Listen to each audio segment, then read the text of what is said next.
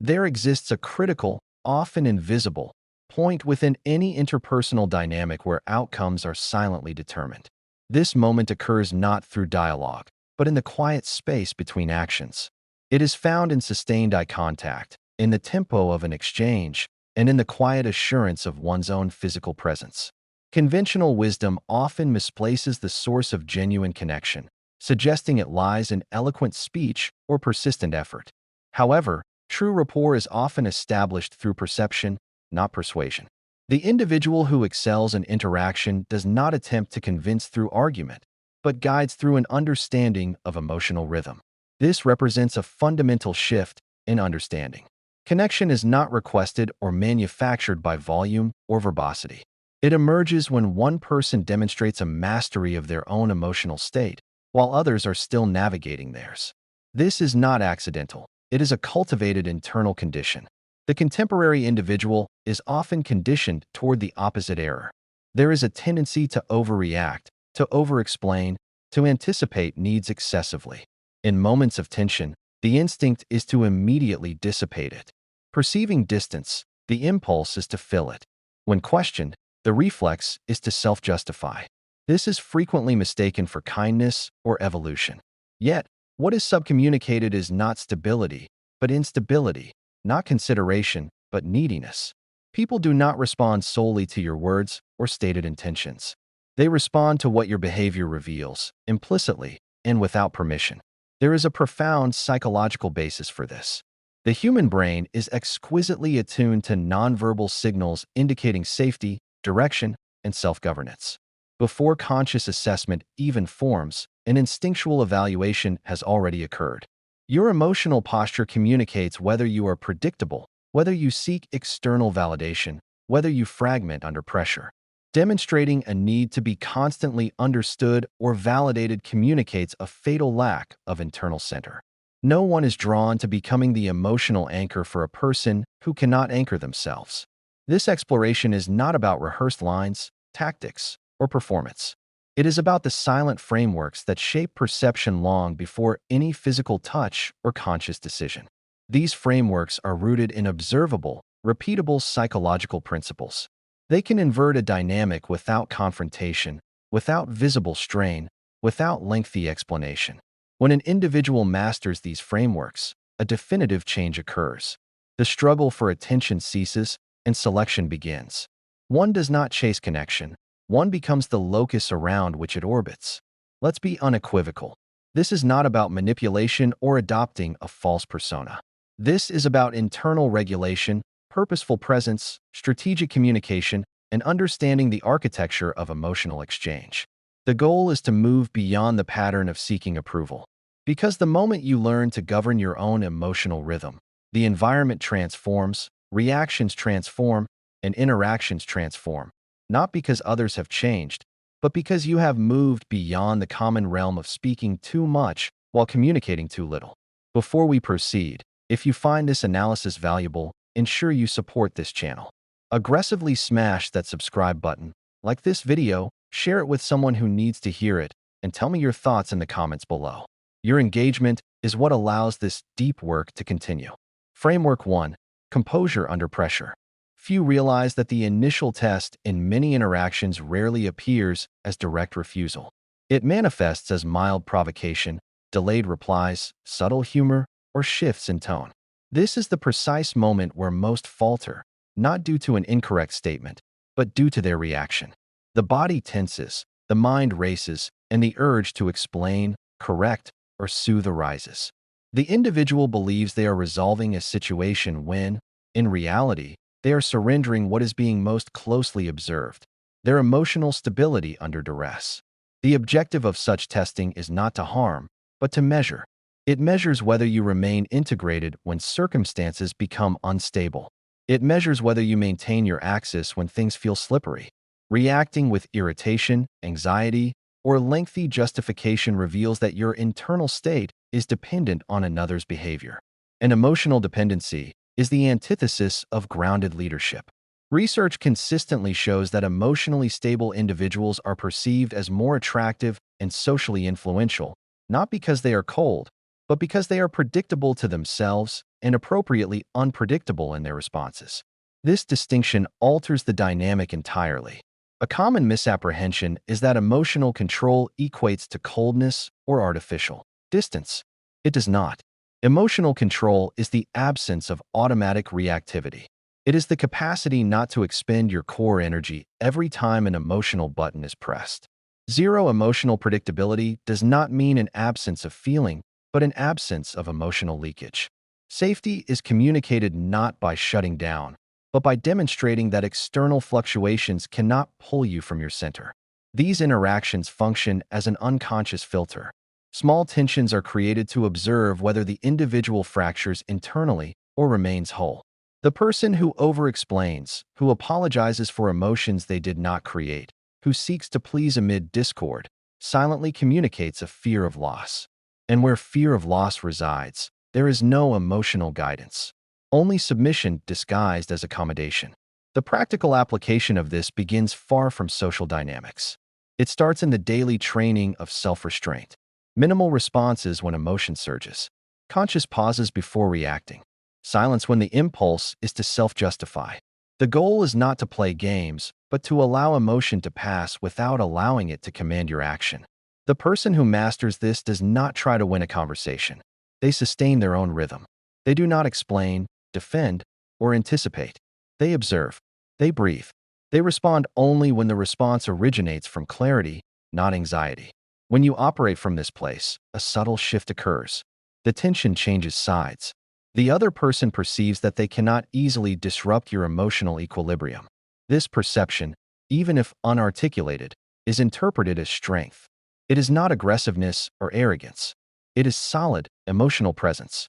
The individual who controls themselves communicates, without words, that they are also capable of holding space for the environment. And to the observing mind, this is not merely attractive, it is disarmingly compelling. Don't keep this insight to yourself. If this resonates, you have a duty to share it. Hit like, subscribe, and comment framework below to let me know you're internalizing this. Framework 2. Autonomous purpose. There is a silent signal that is impossible to ignore, even when rationalized away. The sense that an individual possesses a life that continues to move, with or without another's presence. This is not indifference or contempt. It is internal density. Most err here by believing that showing interest means reorganizing their world around another person, their schedule, energy, mood, and priorities. Gradually, they communicate that the other's presence is the gravitational center of their existence. When this happens, genuine interest begins to fade before it can fully form.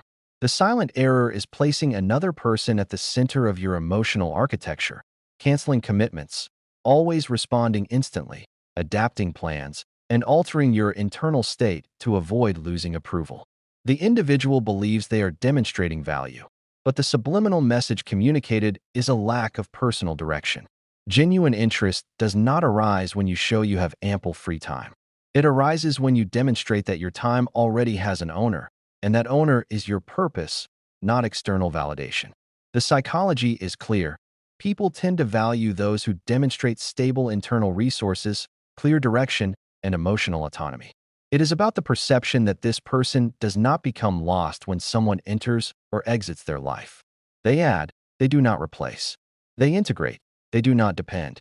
The counterintuitive principle is this: the less you need, the more you are valued. Neediness generates predictability. Predictability eliminates tension. And without tension, there is no spark. Independence activates an unconscious trigger related to potential loss. The perception forms that one might gain something rare or lose something valuable, and the brain responds with heightened attention. This is not about pretending disinterest.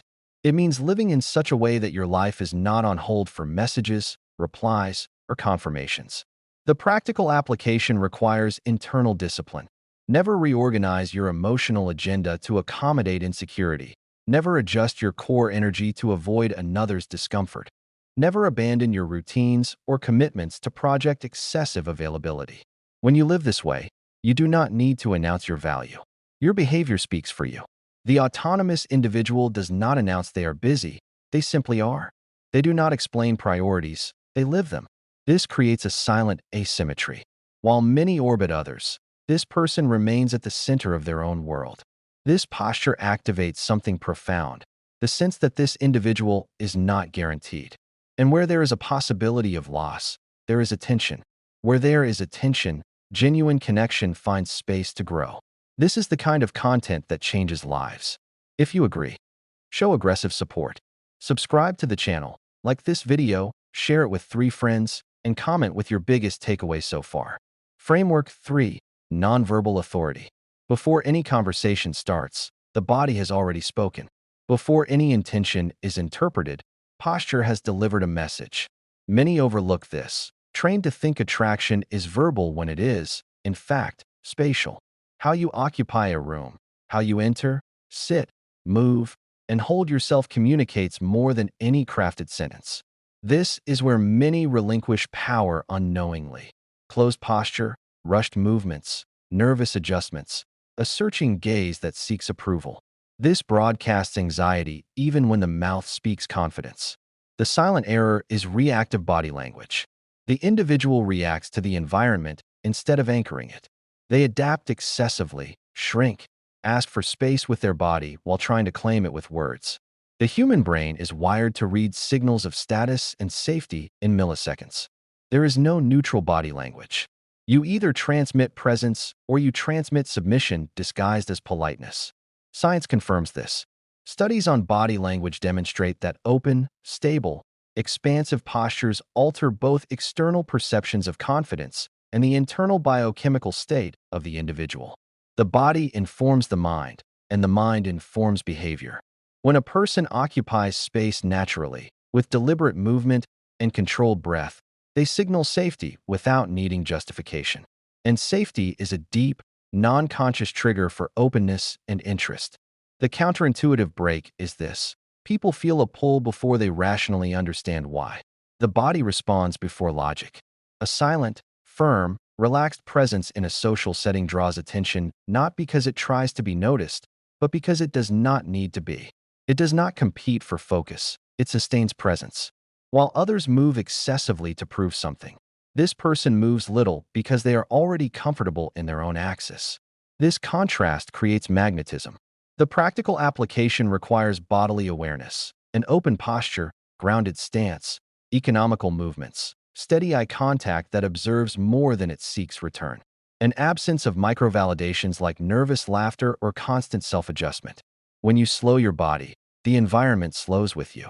When you occupy space without asking for emotional permission, the dynamic shifts. The other person feels they are engaging with someone who does not need to adapt to belong. This type of presence is trained through repetition and bodily discipline. When it is embodied, a powerful shift occurs. You cease being just another stimulus and become a point of reference. The other person's physiology perceives it before their conscious mind does. Here is stability. Here is control. Here is someone who does not need to prove anything. This nonverbal perception carries more weight than any explicit attempt to create rapport. We're building a community of deep thinkers here. If you're learning, you must contribute. Subscribe, like, share this video right now, and comment authority if you understand the power of nonverbal communication. Framework 4. The strategic use of silence. There is a point where speaking more ceases to build connection and begins to erode it. Many cross this line unknowingly. Driven by anxiety to seem interesting, they fill every silence with stories, explanations, and unsolicited details. They believe they are building a bridge when they are actually dismantling the primary fuel of interest, curiosity. Excess information kills tension. Without tension, there is no space for imagination. The silent mistake is confusing presence with verbosity. Insecure individuals talk to alleviate the discomfort of silence. Centered individuals use silence to observe, sense, and allow the other person to reveal themselves. The human mind reacts powerfully to this because it does not tolerate emotional gaps without trying to fill them. When you speak excessively, you leave no room for projection. When you are silent at the right moment, the unconscious mind of the other person begins working on your behalf. Psychology explains this with precision. The concept of projection describes our unconscious tendency to assign meanings, desires, and fantasies to incomplete information. What is vague becomes fertile ground. What is fully revealed becomes static. When a person presents as an open book, they eliminate the need for imagination. When they preserve aspects of themselves, not from fear, but from choice, they activate an internal process in the other person that operates outside conscious control. Mystery, therefore, is not a performance. It is not games or artificial distance. It is an economy of information. It is understanding that not everything needs to be said, explained, or anticipated. A confident individual does not feel compelled to narrate their life in real time. They leave spaces. They allow pauses. They do not rush to fill silence because they are not threatened by it. Research shows that cognitive gaps increase obsessive thinking and curiosity precisely because the brain seeks to complete incomplete patterns. When you answer objectively, when you do not deliver everything at once, when you allow silence to exist without haste, the dynamic changes. Attention deepens. The mind engages, and what was not said gains more weight than any rehearsed monologue. The practical application demands self-control. Concise answers when the impulse is to elaborate. Stories told partially, without closing every loop. Pauses that feel uncomfortable only to those who are not comfortable with themselves. The individual who masters strategic silence does not try to impress. They allow curiosity to mature organically.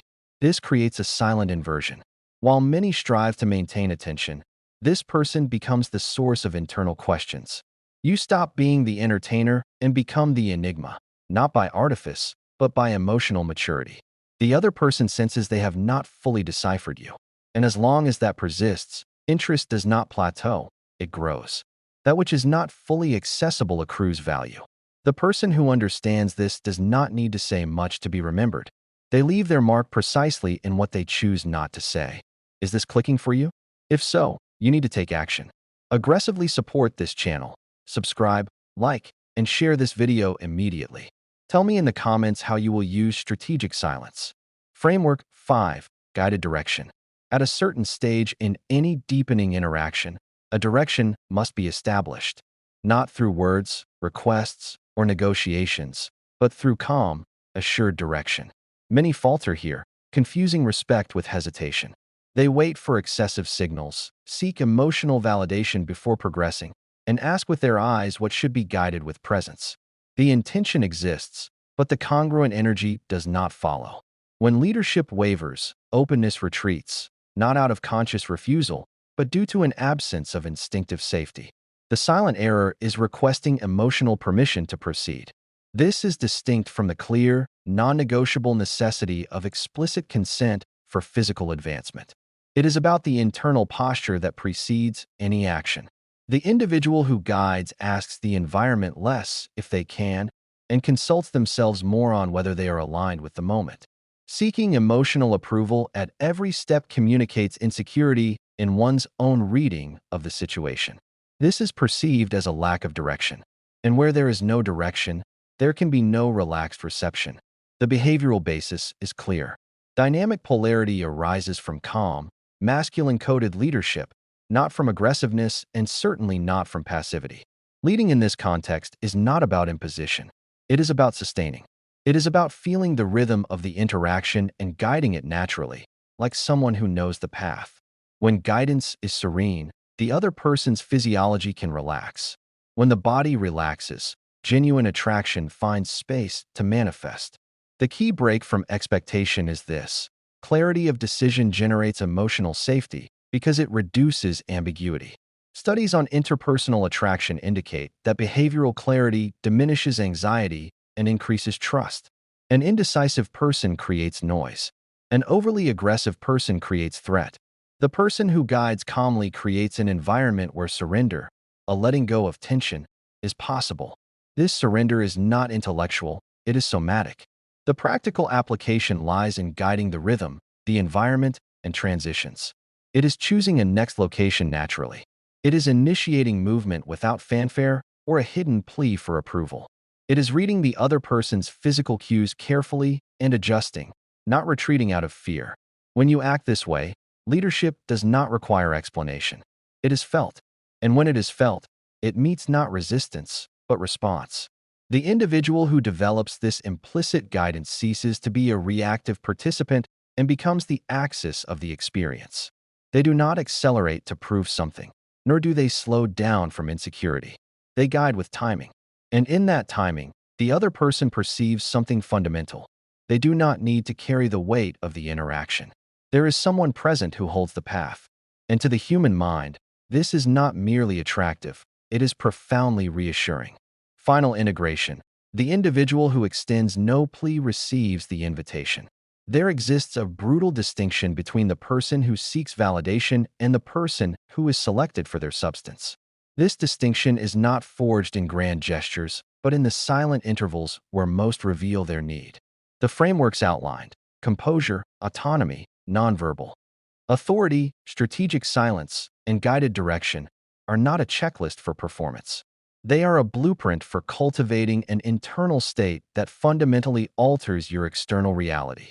The person who does not plead from a place of lack is not perceived as arrogant, but as whole. Their value is not a question they pose to the world. It is a statement their being makes. When you master your emotional rhythm, you stop emitting signals of neediness and begin radiating signals of capacity. The environment and the people within it respond not to what you ask for, but to what you represent. You cease competing in a marketplace of validation and enter a space of selection. Connection does not come because you chased it, but because you became a gravitational point for it. This journey requires continuous work.